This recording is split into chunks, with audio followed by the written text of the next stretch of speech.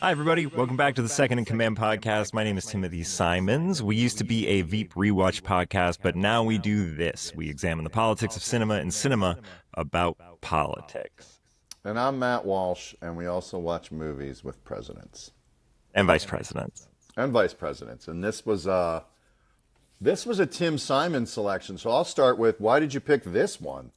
I think, well, there was a part of it, the reason I chose this one, we're going to be talking about Geostorm. Oh, yeah, And I think sorry. one of the reasons that I picked it was because I was like, it's probably going to be bad. And I don't know who, like, I felt like maybe I'll just take it off the list for somebody else. Like, we'll throw ourselves on this grenade. But then also I thought maybe it'd be fun. I hadn't seen it. And maybe it'll be fun. That is nice. I don't think we're gonna ever run out of movies with presidents in them. First of all, I really thought like, oh, this is a limited premise, like our TV show premise, like going through all the episodes of Veep. But I swear to God, I don't think we'll ever run out of movies with presidents. I really don't, or political. No, because I feel like, and maybe someday if we get through, I mean, even on the list that we have, even if we have like, I think we have 250 on the list that we send out to people. Even if we get through all that, there are going to be a bunch of other ones. We're like, okay, well, this one has to have a senator. Like, we're never going to run out. And new movies with presidents are being made all the time. I wonder if Planet of the Apes has a president in it. There's gotta be. Which one? The first one? The recent trilogy, not the last one that came out last year, but the trilogy before that. Oh, is Caesar? Yeah. Oh, on that. you love Caesar. I love those. Oh God, I love those movies. A monkey, that's a good actor. I will watch that thing forever. Or just being itself. Like if it's not over directed, I will watch it forever. You mean the monkey, like the monkey itself was being over-directed, like getting too many notes at once, or the film is over-directed? Well, ultimately the film, like like with kids. I've directed kids in films, and you just let them be themselves. You create a situation, and with actors in many ways, you just create a situation, let them know their parameters, and say, this is what we're going for. Hopefully, you've cast them to effect because this kid is the kid, so you just let them do their thing. So now with a monkey, like a child, they're always interesting. They're always the most interesting thing in a scene, 100%. So unless you have a bad director who's overcoached them and like got them in their head or got them like not being vulnerable or not being a monkey but kind of withdrawn, you're always going to get a good performance from a monkey. Even if it's a CGI ape, which is ultimately Andy Serkis, underneath it. He's a great actor. So, but still, it's Caesar. I think he's borrowing from monkeys a little bit. What's your favorite monkey performance? I don't want to put you on the spot. It's these Planet of the Apes films. I mean, they're just incredible. They have all kinds of types, and it's great. Caesar. Do you have a favorite real monkey performance? Usually comedy. I mean, honestly, they did like, I haven't seen it in a while. Like Every Which Way But Loose had a pretty talented orangutan. So not just monkey, like the primates, the orangutans, chimps, apes. I mean, I love Gorillas in the Mist. That's like real gorillas. That's Sigourney Weaver? Yeah. I don't think I ever saw that. I think I just know the VHS cover. Yeah, it's like incredible. They're just incredible creatures. It's like seeing an elephant in the wild. Like you cannot be mesmerized by a thing that's that large and powerful and so beautiful and soft in a way and intelligent. Like with monkeys, we see ourselves. They are definitely the Rorschach for our own kind of. They're a great metaphor, allegory, whatever, for telling a story. Did you ever see Nope? I can't watch it. It's a little scary. Oh, okay. The monkey stuff is great. I was going to be like, if you haven't, there's real good monkey stuff in there. The chimp stuff is amazing. Out of this world. I should probably watch Nope, actually. I should give it a chance. You should give it a chance. It was one of my favorite movies that came out that year. Like, I loved Nope. Really? Yeah, I loved it. Oh, wow. What year did that come out? Do you remember? That was probably 2022. Okay.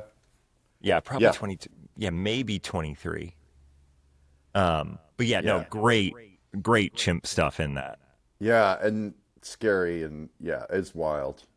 But yeah, so do you have a favorite sort of animal movie, like where humans and animals interact, like dogs, or I mean, dogs are great too. That's a good question. Offhand, well, only because we saw it last night. It's actually something that I don't particularly love. And we were just talking, we're going to end up having Reed Scott on to talk about Independence Day. Yeah, you texted me, you watched that, yeah. Uh, so we just happened because it was July 4th and we had just gotten back from the airport. We were like, all right, well, let's watch a movie with the kids. And we put on Independence Day. And there's good dog stuff in there. The kids were Oh, really invested with the dog Boomer, who's Will Smith and his girlfriend's dog, the dog that like survives the fireball in LA. okay. I would say Do- good performance by Boomer. Good performance by Boomer. I think maybe a little emotionally manipulative, but good dog performance. I feel like the director just gave him space and didn't over direct him. Oh, I'd like to hear that. That's very similar to directing an ape or a child. You don't want to over direct a dog. Just let it be a dog. I hope there aren't a lot of child actors that listen to this podcast. Well, some child actors are like they've been acting since they're like 4, like people like Dakota Fanning or Haley Joel. They're great. They were basically adults when they were like 8 or whatever age they were like completely equal to their adult counterparts. But I feel like my hot take's going to be for my money, and this is all we always speak through our own perspective, right? I'm not an authority on anything really. I would say that a dog's medium is not film, but stage.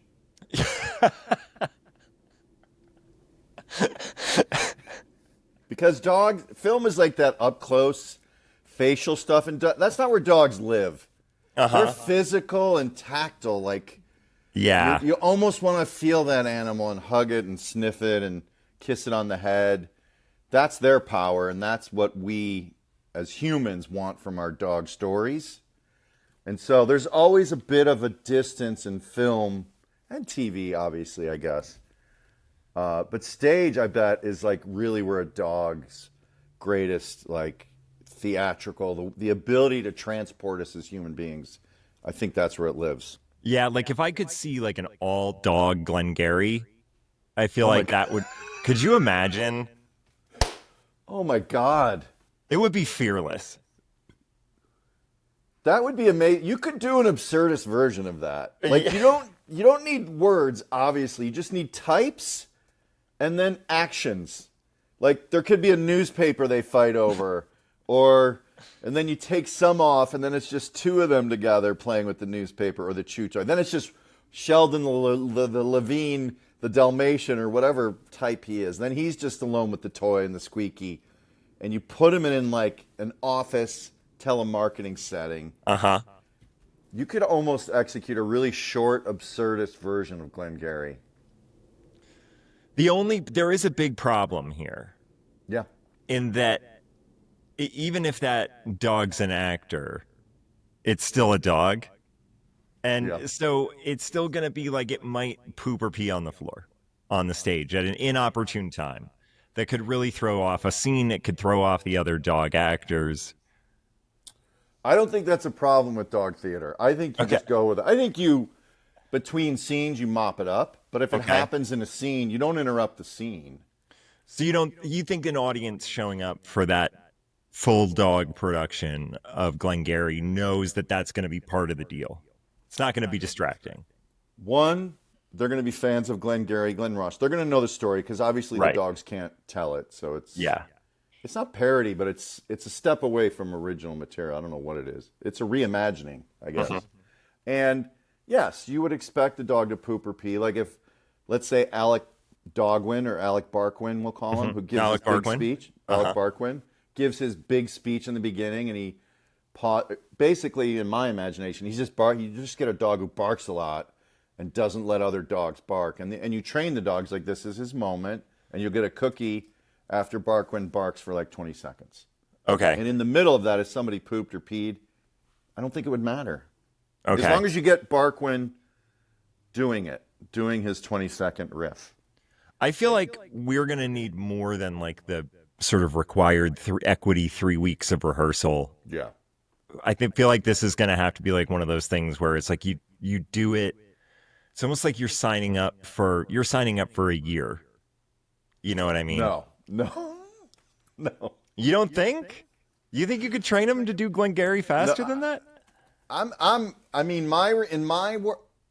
If I'm producing or directing or whatever, or we'll get your wife Annie to direct. She does theater, whatever. I think you cut out some characters. You lose maybe Spacey's role as the office manager. Do you need it? I don't know. Maybe you might lose. I don't know who you lose, but you lose a couple. You know, Okay. You keep Tony Romo. You probably keep Ed Harris. Tony Roma. No, Ricky Roma. Ricky Roma. You keep him. You keep. I do love that one of the characters in this play. So, okay, here's that. I'm just going to, because this is a workshop. It's a work in progress. Yeah. You know, we're not locked in. We don't have a space yet. We're still figuring it out. Every character is a dog except for one character, which is played by Tony Romo, former quarterback of the Dallas Cowboys. Well, he could play Spacey then. Oh, yeah. He's the one that's kind of wrangling everybody. He's the wrangler. And you always have a human on there. And he's not going to clean up the poop. That's backstage, folks. He's like a star. He's an actor. That's not his job. But he is wrangling and kind of animal control a little bit, animal handler. And everybody's got a good name. Like, if it wasn't Tony Romo, what's the real character's name in Glengarry? I'm going to look him up. So Shelley Levine was played by Jack Lemmon in the movie. Yeah. Ricky Roma was Al Pacino. Oh, Ricky Roma. Okay. I'm going to Google this real quick. Because I think you give them like Alec Barquin. We Alec go Barquin, with no the more character name. Yeah, no more workshopping needed on that one. That one's Yeah. perfect. Or you go with the character name instead of Sheldon Levine. You might go Shelty Levine, and we cast an English Shelty. Oh, I love that. George Aronow was played by Alan Arkin. Dave Moss was Ed Harris. Dave Moss. Oh, Dave is your dog. I mean. Oh, yeah. So we could just have Dave as himself. Just call him Dave. Larry Spannell was played by Bruce Altman, who's a prospective customer of Shelley's. And so I feel like we're right there with Larry Spaniel. Oh, yeah. What was Jonathan Pryce's character's name? He came in to get his money back. James Link. James Link. I don't have a good dog name for that, but... Well, in our defense, this is a pretty specific bit we're trying to do. You cut that guy. I mean, if we're struggling, cut it. Like, So we just have like 5... We have 4 or 5 dogs in Tony Romo, and the play only has to last 30 minutes tops. You just have signifier. We just know it's Alec Barquin, and we know he's giving the speech. And then we bring the lights down, and then we probably throw the Glengarry leads on the ground, and we put some scent on them so the dogs want to lick them. Some meat sauce. Yep.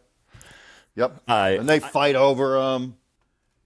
And honestly, we have and here's the thing, because we're like Steppenwolf, we have we're not just trying to sell individual tickets. Like, we have season-long subscribers.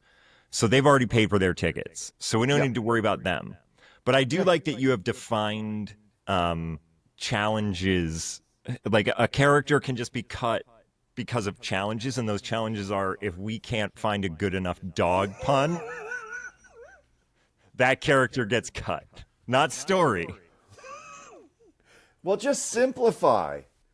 We're just looking to simplify. Like, if you're talking about Moss and Sheldon complaining about their leads, you could have, I'm just pitching, Tony Romo sort of teasing the dogs. He could hold a lead, what looks like a lead, to the 2 dogs, and actually it's a biscuit or a cookie for the dogs. And then he's like, nope, you're not going to get it. And then he teases them again. He's like, no, you're not going to get it. Yeah. And we do 15 seconds of that, and that scene's done. All right, so if you like what you're listening to, guys, guess what?